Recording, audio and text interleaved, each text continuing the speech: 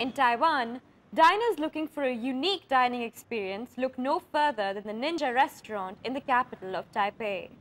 Ninja-clad waiters armed with swords grant access through a drawbridge after the visitor's ingenuity is put to the test to find an entrance amongst a cascading waterfall.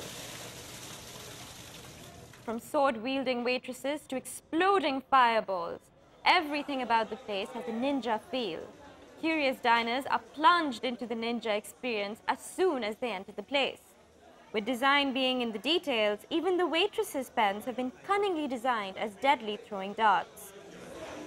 我会很想玩他的刀，忍者身上背的刀，还有他忍者的腰带上，还有就是苦无，就是原子笔那一种，对啊，会很想要买那种苦无的原子笔。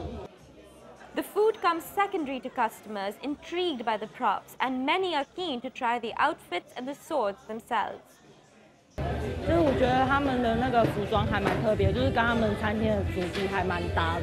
就如果是我自己的话，我也会还蛮想尝试看看。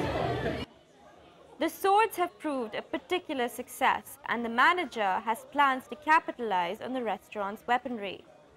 像我们后面背的这个剑呢，是你常常走路的时候可能会撞到。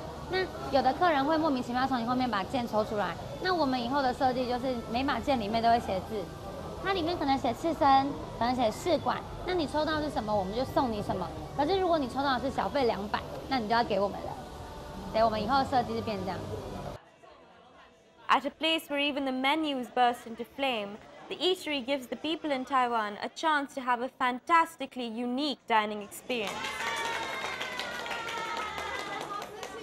Sophia Saifi, DawnNews.